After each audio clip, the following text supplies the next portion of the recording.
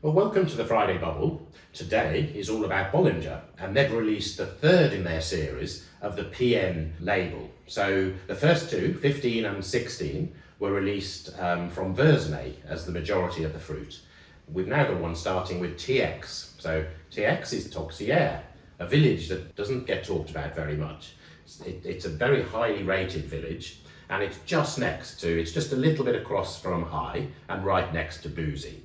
So in 2017, you remember that it wasn't one of these fabulous vintages. It was an awkward vintage. And for Bollinger, they had this one vineyard that they felt performed really well and wasn't suffering from a lot of the rot issues that happened in Pinot Noir in 2017.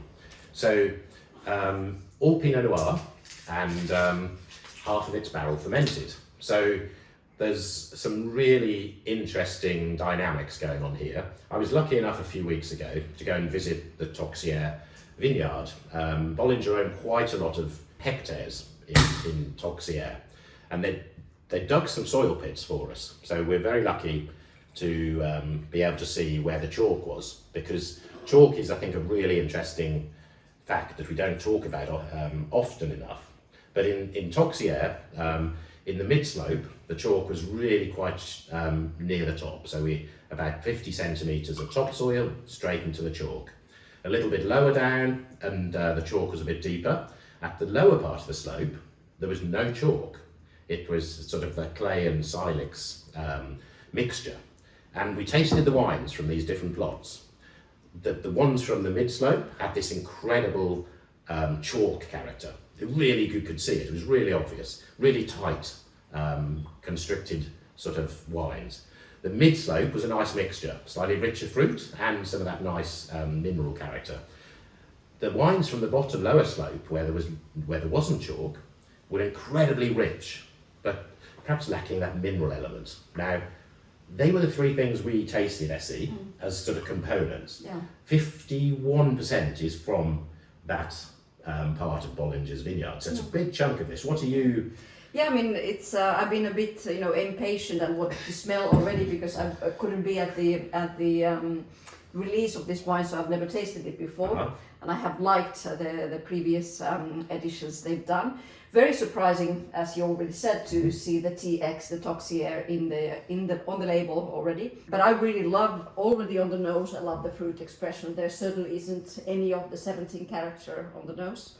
I find quite a bit of oak Yes. on the nose, but this nice, lovely spicy oak. Yeah, so typically a lot of the Bollinger wines are nearly all barrel fermented.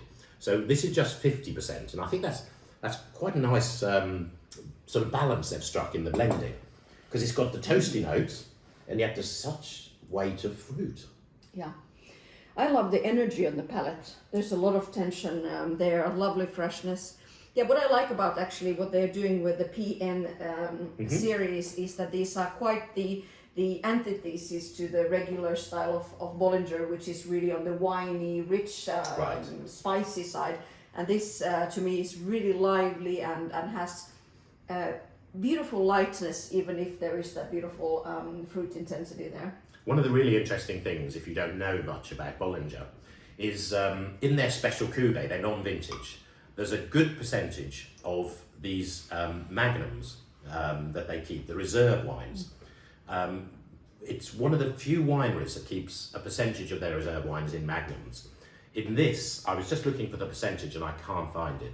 But there's quite a lot of reserve wines. You've tasted them, Essi. Yeah, definitely.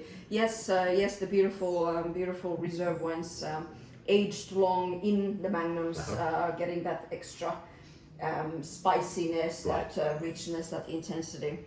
Yeah, I must say, I love the style, and I love the freshness especially. Very nice.